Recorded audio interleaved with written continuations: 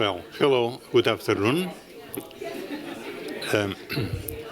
I would like to ask you to start with the second part of the workshop, the B workshop.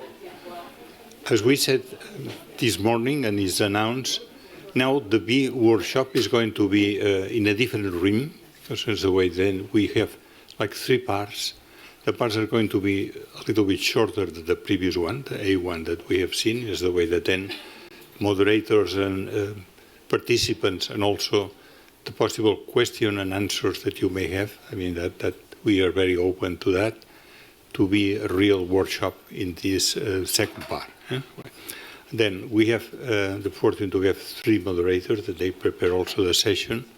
And I'd like now just to give the floor to Anandita that she's going to do the presentation of the first part of the three blocks. We have two parts and a round table, and that is going to be. Thank you. Please, Anandita.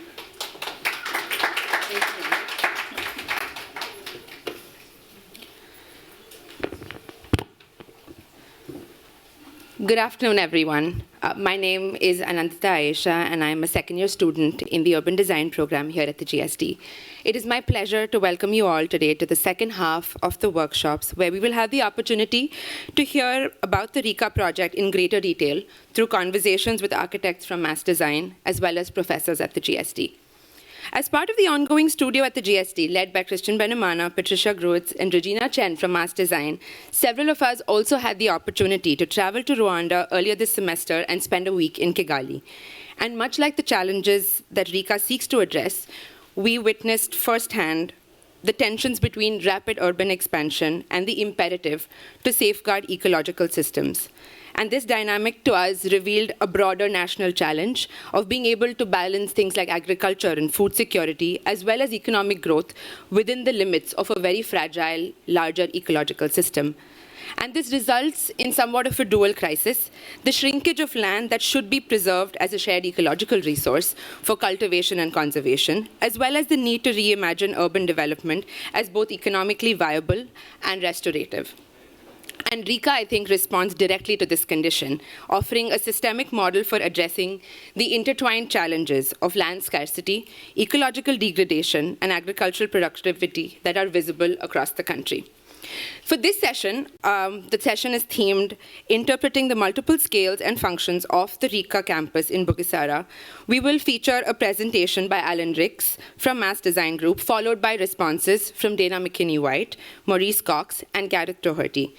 The discussion will explore how RICA, situated at the intersection of education, ecology, and community, serves as a model for designing across multiple scales while reimagining deeply rooted community local knowledge and systems of large-scale stewardship. And as we reflect on RICA's outcomes and its broader influence, this discussion today will invite a central provocation. How can design processes respect local logics and community intelligence while simultaneously pushing the limits of systemic boundaries, working across scales and functions to reimagine a more just, resilient, and place-based future? While the reputation of our panelists today certainly precedes them, I would like to take a brief moment to introduce Alan to you before he makes his presentation. Alan Ricks is a principal and co-executive director of MAS, where he leads global design initiatives that blend beauty, equity, and ecological regeneration to advance systemic change through the built environment. He continues to collaborate on and lead a diverse range of projects, overseeing a group of interdisciplinary teams that support design research across the practice. It's my immense pleasure to now invite Alan Ricks to share a brief presentation with us on the multiple scales of intervention and influence through which the RICA project operates and the ways in which these have shaped the project's visions and larger impacts.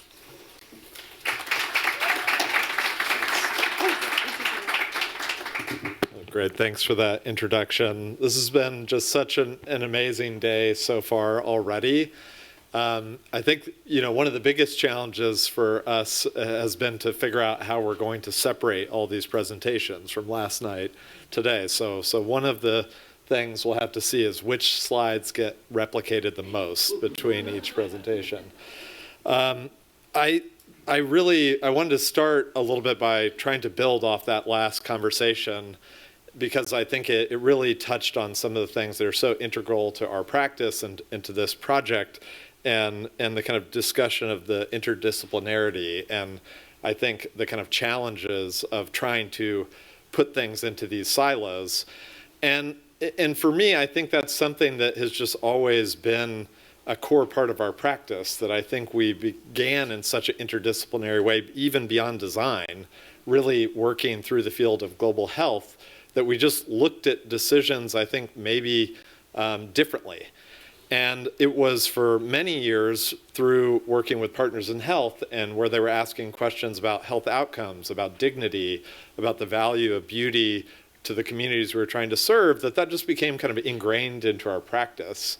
And I think it wasn't until Sierra introduced me to this concept from Kate Rayworth, who's an economist who coined the term donut economics, that I think we finally had a kind of diagram to represent what that meant to us.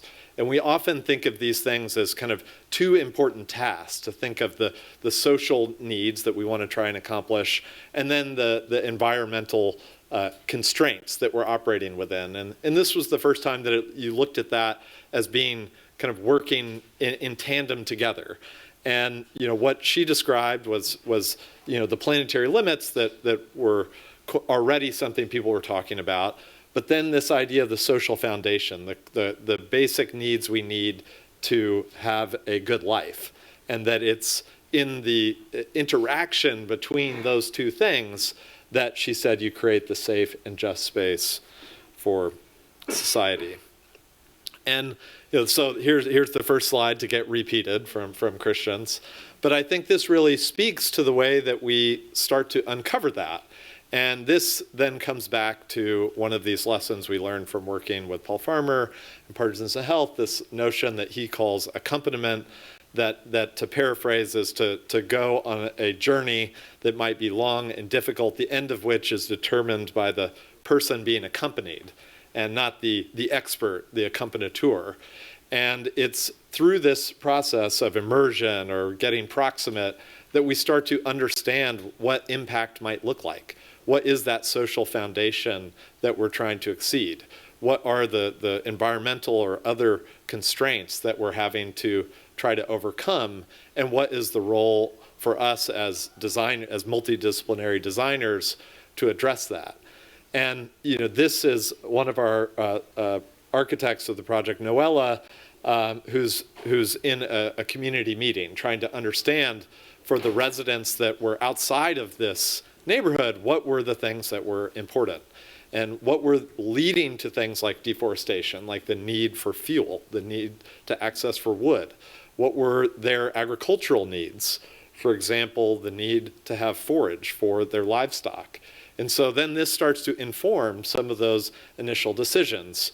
Dan mentioned that first we had to build a road. Well, one of the decisions was actually to plant forage crops along that road that then could be harvested by the community as a way to try to actually start to build trust. Another important thing that I think was mentioned in the last session was to establish that trust with this community and tap into this, at least for us as outsiders, I think kind of amazing tradition in Rwanda called Umuganda, which is that there's a national day of community service every month where at the community level, the community organizes to do public work. And I think there's just so much for us to learn from that. So this is one of those meetings where it's during that day where our team would go and participate in that community and try to learn, what might help make this project more valuable to them. So I'm going to kind of talk mostly about the kind of building scale in terms of partitioning up the practice, but I'm thrilled that we actually have such an interdisciplinary panel that we can actually start to kind of break outside of the kind of architectural discipline.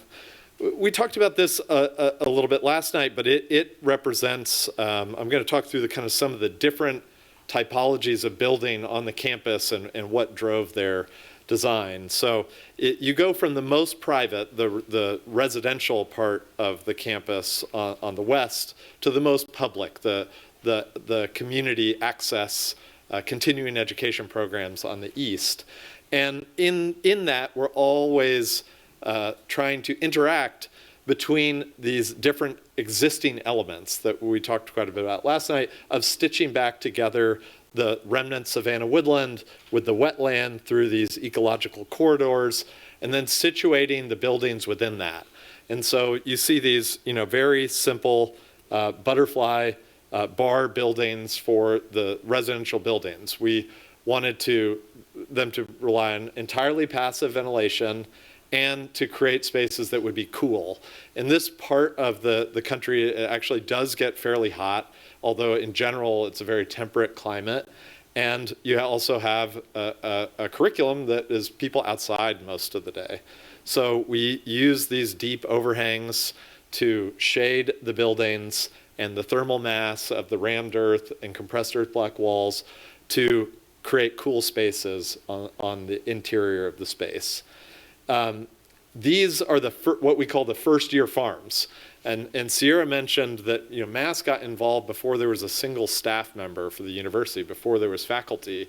And so in those very early conversations about curriculum, we kind of posed this idea of an immersive first-year experience where students would actually live the life of a smallholder farmer. So they live in groups of 21 students farming the 2 acres around their dormitory. So here you see the dorm and then also a barn.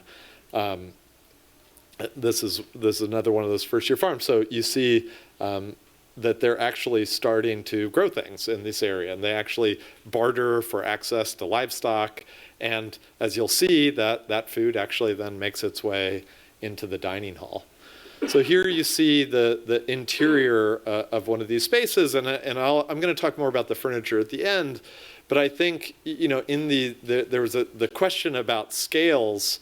To me, is informed by going back to that impact metric. Like if we're defining the social foundation we're trying to accomplish and our environmental responsibility, that has to drive every decision. And one of the questions is, why did we start doing different things like engineering, furniture, construction? And it's because we kept seeing this in conflict, that we would put all this intention into the wall section, and then we would have cheap imported furniture get placed within these buildings, and we would just say, this doesn't fit that model of trying to align the decisions about the way we build, what we build with the type of impact we're trying to have. And so over 15 years, we started to add other types of skill sets into the team so that when we look at the landscape, when we look at the building, when we look at the furniture, when we look at the policies, when we look at the education, that these things are acting in harmony to advance those goals.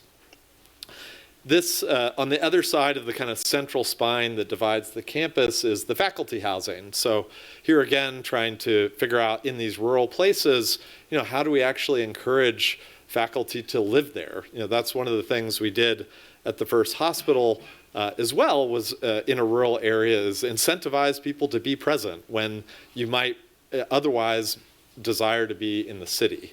So they have all these different faculty housing. Now, here's the kind of most photographed building on the campus, which Jean-Paul, another principal at Mass, first kind of 3D modeled, and I was like, there's no way we're ever going to get them to approve this. It's too bold. And then they loved it. And this is the second and third year building. And so after that first year experience, the students start specializing into different kind of majors, if you will. And we wanted to create a space where they come back together. Shared outdoor spaces in these central courtyards that are shaded all day long, as well as shared central spaces. So this is how you enter into the building, and then there's a completely porous screen walls that connect you from the shared social spaces into the courtyards. And then finally, in this kind of social hub that is the kind of commons of the building, that is this two-story space of seating and theater seating and opportunities for students to come together. Then the the kind of central building on the campus, we call the campus center, which is really kind of the heart of the campus. It's the administrative headquarters, but it's also the dining hall. And this is the kind of literal farm-to-table experience where the food grown on site gets processed and then is consumed by the students here. So you enter uphill, descending down these stairs into this kind of massive open-air dining hall, which can double as an event space or for graduation, that looks out onto the lake as well. And here again, we'll talk about some of these decisions about the individual elements within here. But in a project we might have done 10 years ago, you might have the shell of this, but then it would be filled with all of these elements that we're having to buy and import and ship to Tanzania and truck into Rwanda. And beyond whether we liked it aesthetically or functionally or environmentally, also if it broke, then you had to buy another one and ship it to Tanzania and truck it to Rwanda. And so we actually focus on the idea of maintenance, that we want things that can be repaired, that can be maintained on site rather than having to be replaced. As you continue moving east across the campus from the campus center, then we get into the kind of academic zones. So we have a different stitch here that actually instead is oriented north-south. So almost antithetical to the original ideas about daylighting in the equatorial sun. And this was because we're really thinking about the land use, getting the academic activities into the right parts of the site. So pasture to be where pasture wanted to be, and the row and forage crops being where you had richer soil. And then we wanted, as the central spine navigates the campus, for people to witness the kind of end of the value stream, taking the raw product as it's transformed into the value-added form. So you might think of livestock grazing, coming to milking, going into a test kitchen where you're creating yogurt. So that's the idea of a kind of value-added product. That's what you intersect with as you navigate across the campus. So these academic buildings take on a different form with the sawtooth roof. So these east-west walls are quite massive with very few windows, so that we're not getting a lot of heat gain.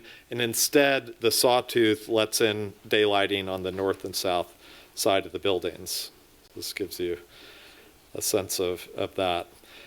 We talked a little bit about construction last night as we took on that part of the process.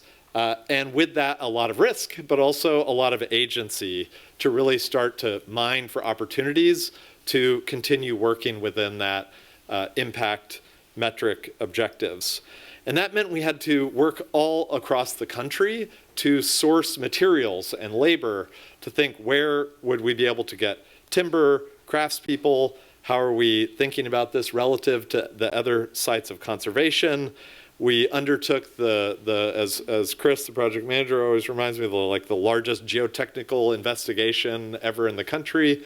And this is even just our site to uncover what soil would we be able to use for the rammed earth and the compressed earth blocks.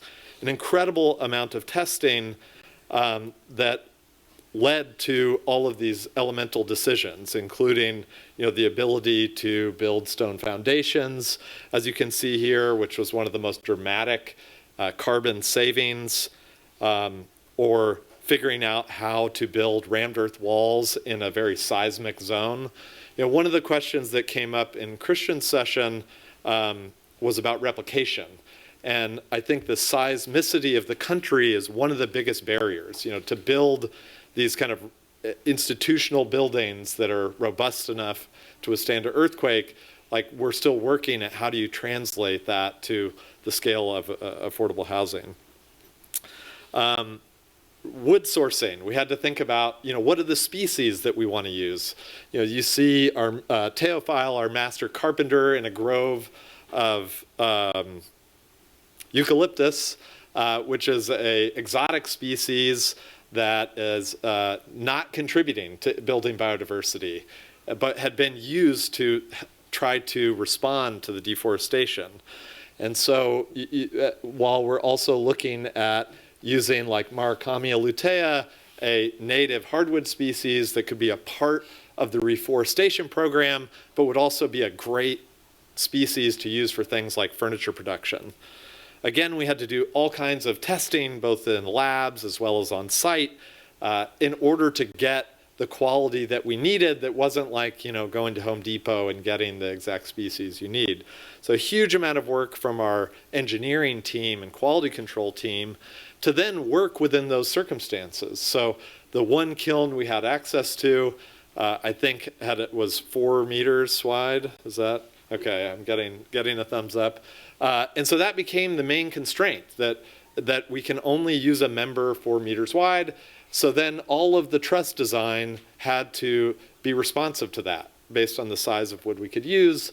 And then that dictated the kind of efficiency of how all of the buildings were created. So there's this constant back and forth between all of these disciplines to arrive at that outcome.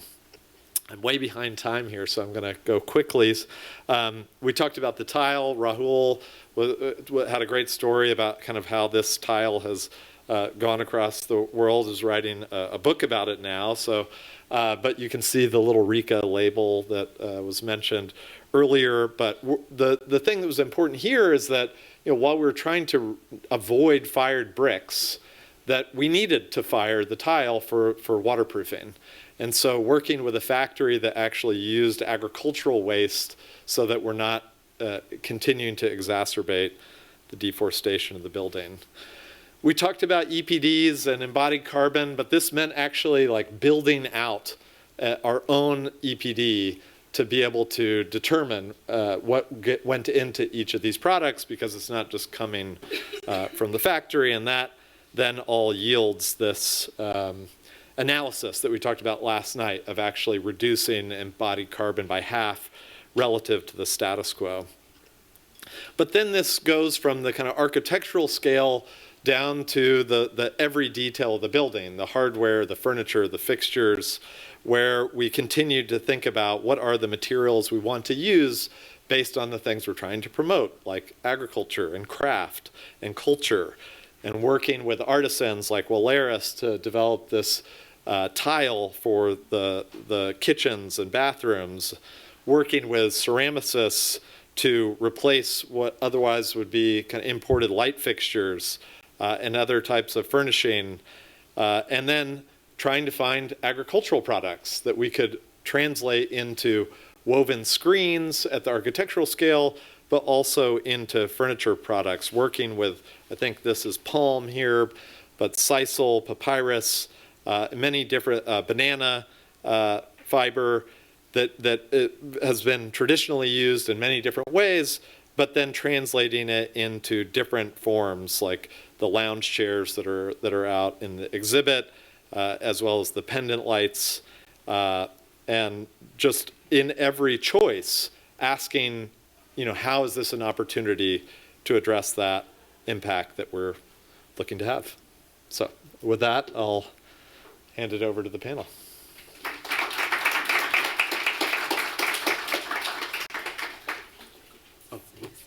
Oh, okay. Thank you so much, Alan. I would now like to take this opportunity to invite our 3 respondents for the afternoon. We have Dana McKinney-White, who's an assistant professor of urban design at the GSD and a licensed architect and urban designer. We also have Maurice Cox, who is the Emma Bloomberg Professor in Residence of Urban Planning and Design at the Harvard Graduate School of Design, and Professor Gareth Doherty, Associate Professor of Landscape Architecture at the GSD.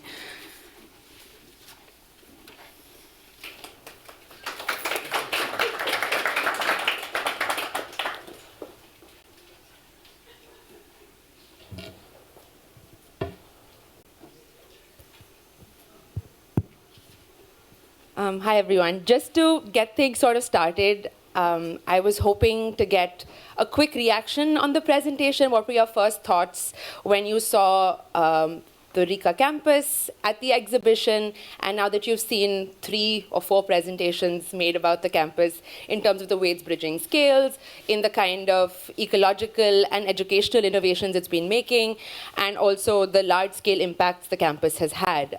Could I get like a quick response, and then we'll get into like more in-depth discussions and questions. Hello. I mean, I think one of the things that really stood out at the beginning of your presentation especially was the notion of immersion and then proximity.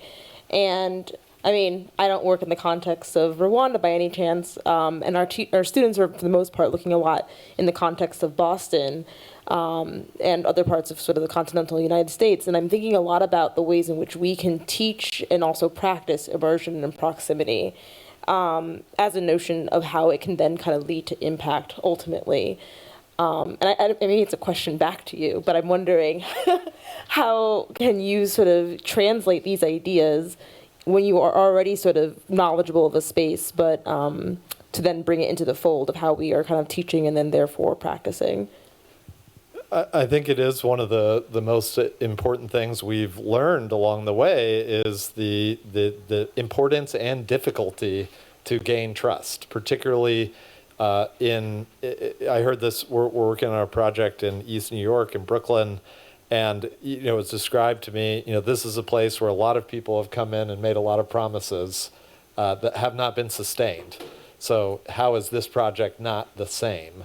And I think that to me very articulately described a condition that we have experienced many times. But what we have been, I think, maybe a little bit privileged that we're always working with a partner who's already done that work.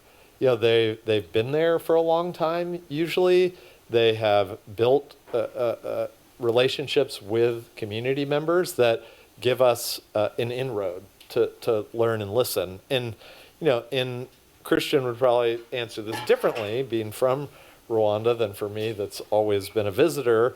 But, it's taken us 15 years to develop those relationships and get to know the network of people that can help make those type of introductions.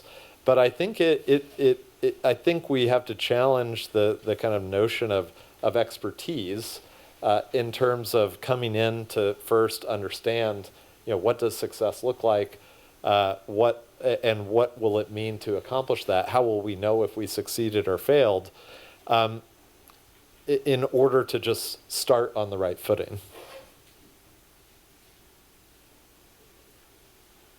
So really fascinating journey that you were on, and you mentioned early on some of the social foundations of the work, and the fact that part of your measure of success is how many people you could bring along.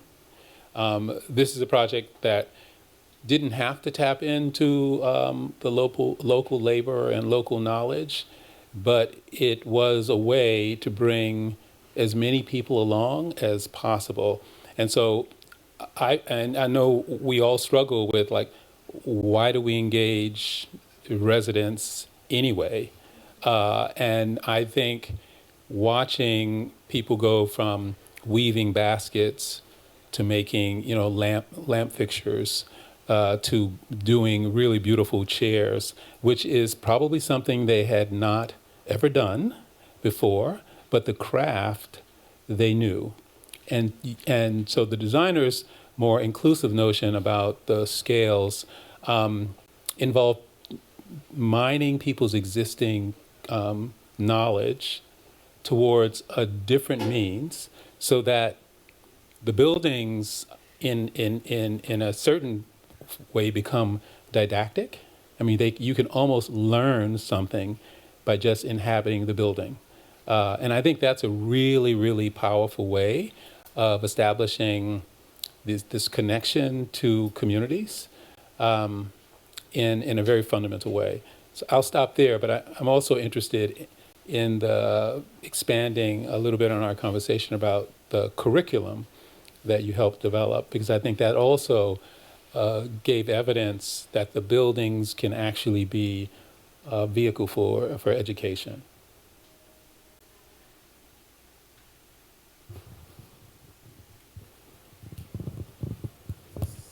Yeah, I loved your presentation. I wonder, I mean, I was struck by the photographs. I might take a landscape perspective, and I like to think of landscape as the mutual shaping of people and place. I mean, we shape landscapes, but they also shape us. And I was struck that the photographs were mostly about the architecture rather than the specifics of the construction of the landscape as such.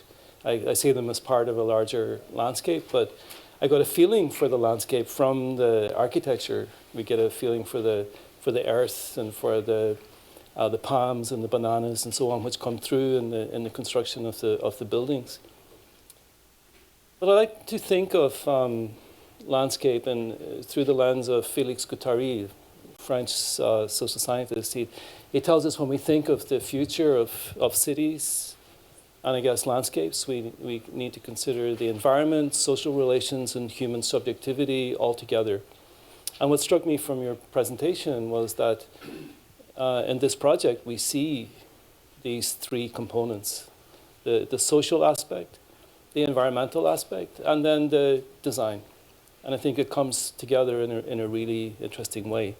And rarely we see projects that score highly in all of those three ecologies. Usually projects will score well on one or two, but rarely in all three. So that was something that struck me. I think definitely the imagery has been very provocative. Clearly, that's what stuck with all of us, whether it's the pictures of the furniture, or it's of the vastness of the landscape, or it's the architecture itself. And that slide that you had with the mass-made furniture in the interiors of that room, and then you talked about how that translated into the impact metric, and you were thinking about where the materials are going to come from. That sort of, to me, ties back to the conversation that we left off at the end of the previous workshop, which is how we tend to be siloed into our own disciplines.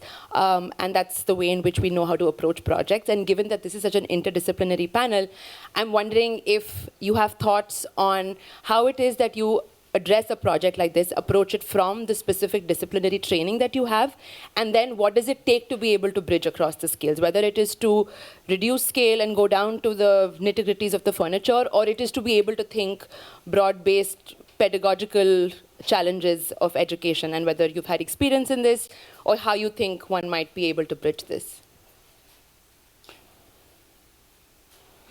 I guess that's for me.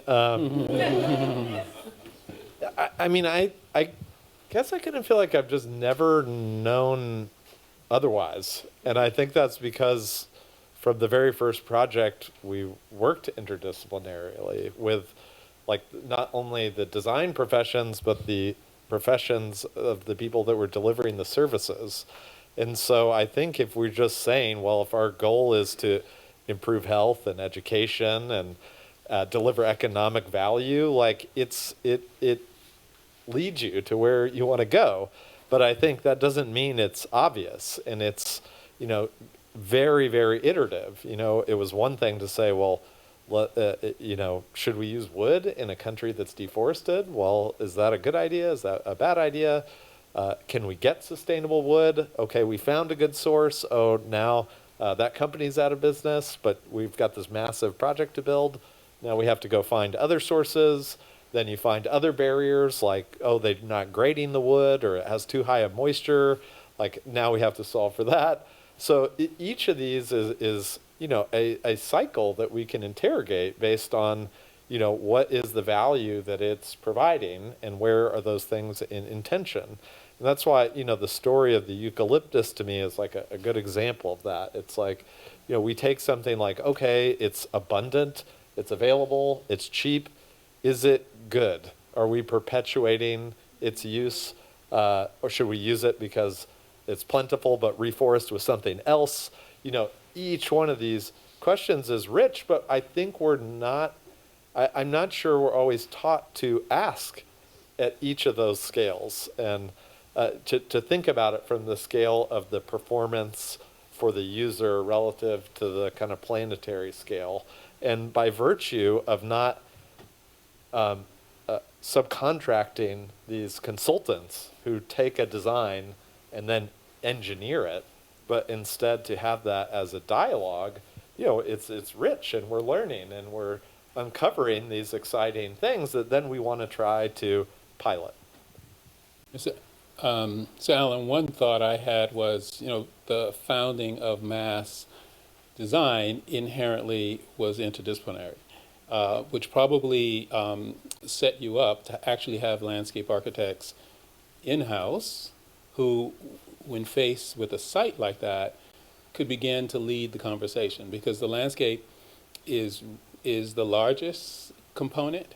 I mean, I think it was like 98% landscape and 2% buildings, maybe 5%. And then there's the campus, and the thing that structures the campus is land. And I think the nature of the section, quite frankly, looked like it informed the buildings. And then you get down to the scale of, the furnishings of space. So the idea of leading with the landscape and knowing that that has to be understood, I'm sure the program of agricultural education lend itself to that, but it didn't necessarily tell you that the teaching farms would have to be next to the dormitories, and that would become part of the stratification and layering that we saw in the images. So, I think that predisposition to interdisciplinary work is foundational. And just my own experience landing in Detroit as a planning director with a city that has the largest publicly owned inventory of land, 25 square miles of it. The first professional that I hired was a landscape architect in a planning department, because you intuitively understood this is going to lead to a complete rethinking of how development happens. So I feel like you all were predisposed, set up to approach a site like this. I'll just respond briefly, but I totally agree, and I think that is in so many ways like serendipitous, I would say. We started out working on a hospital with a doctor whose main concern was landscapes and plants and fish gardens for the patients. So very, very unusual circumstances, and working with Sierra, and who leads our landscape practice now, but was at the time working for field operations. And so our Which one is Sierra? Sierra's presenting next. There you so go. Gareth, that's why I'm not allowed to talk about the landscape parts yet, So I'm often caught trying to present her work. But from day one, we learned in that way, and I just haven't known any different. But just what would that matter for this particular project? When we first looked at the site on Google Earth, we said, well, where else would you put the campus? On the top of the hill with the best views, amidst the trees. And then we go there and we say, wow, this is different. And we bring in ecologists, and they say, oh, there's these endangered species here, and this is the most intact piece of forest left out of the country. Like, then we say, oh, well, thank God we didn't leave this to the architects. We would have destroyed it. And, it's that negotiation. But I think in some ways, to me, that's just like the baseline now, is to think that way. But the next tier that I think is what I've been most interested in this kind of notion of the provenance of buildings, of where buildings come from. They come from landscapes. Mm-hmm. So, of course, we're kind of privileged to have this beautiful landscape to design and rewild. That's not true for most projects, but every element that's going into that building is coming from a landscape.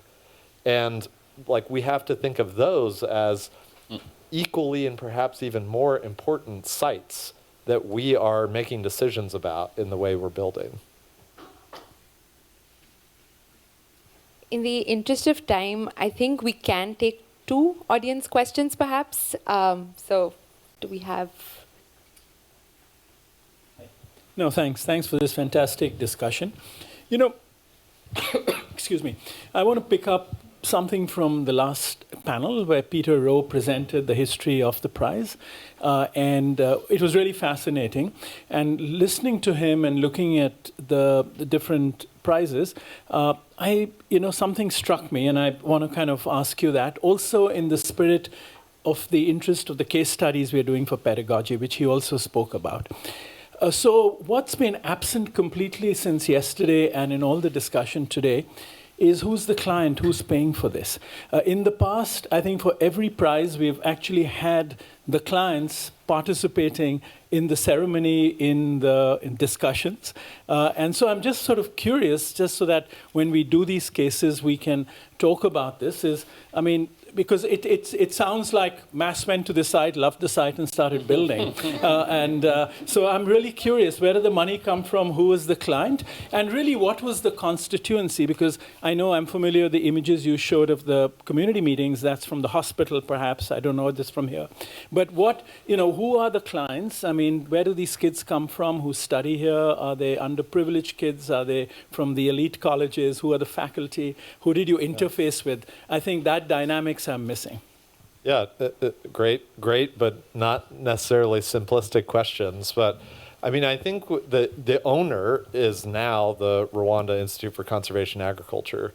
The government gave the land to the institution, and it was primarily funded by the Howard G. Buffett Foundation, which is focused on agriculture and conservation. They have had a long history of working in Rwanda and in partnership with the government, and had been funding scholarships for Rwandan students to study at the University of Nebraska, where a lot of the original faculty came from. And so the foundation also funds all of the operations, so students attend, as far as I know, still tuition free, and it's highly competitive though. But this was one of their more maybe entrepreneurial kind of ambitions of the project was, the goal isn't to create better smallholder farmers. It's to create entrepreneurship and innovation that can address food insecurity. So they're trying to create people that can operate at school and disrupt the system. And the way, and Christian and Jean-Paul, correct me if I say this wrong, but you basically it's like to get into college, you're typically kind of like ranking what majors you want, and the highest performing students get into the best majors. And agriculture has historically not been desirable. And the notion was to disrupt that by saying it can be a place of innovation. And so, I think you've got a better chance of getting into Harvard than getting into RICA right now, because it's very, very competitive because of these opportunities. So it's pretty small cohorts. There's, at least at first, it was about 85 students a year. And I think they probably are in their 4th graduating class right now. But I think this is not atypical, like this, who's the funder, who's the owner, who's the client. These are, in any kind of institution or public project, it's not the same as a kind of private commission. I just wanted to add that very often, so international philanthropy is a pretty significant player on the continent of Africa. Often they are trying to solve for other types of problems, capacity building, agriculture, entrepreneurship. They don't fund architecture. So if you you have a fancy campus that you're trying to raise money for, they have very little interest in that. But if you can talk about how you change agriculture in the country and bring a new generation forward, then they might support your project. So it's grafting on to a core value that they have that has an architectural expression, which I think is so compelling about this particular project. Just to quickly respond to that piece, I think, we obviously care a lot about beauty and think that has a lot of importance. But the way we sell it is by saying we did it really affordably. Like this, the Marriott that was built in Kigali costs like, $1,100 a square foot at least, and was built with not one piece of material from Rwanda, completely imported. This project was built for $135 a square foot. So pretty affordable to build 69 buildings and 1,200 acres with, $75 million. So it was interesting because the other night, Joshua Ramos said that he never talks about beauty with his clients. He talks about efficiency, he talks about, economy, but inevitably, they're interested in beauty. So it's kind of interesting that that's not what you're talking to the client primarily about. It depends on the client.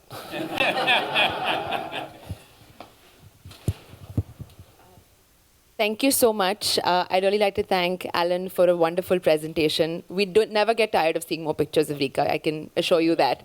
But it's been such a lovely session, and thank you to our respondents for their sharp questions, for comments, and I'm sure we all have a lot of pressing questions that can be asked in the next 2 sessions. Thank you so much, everyone.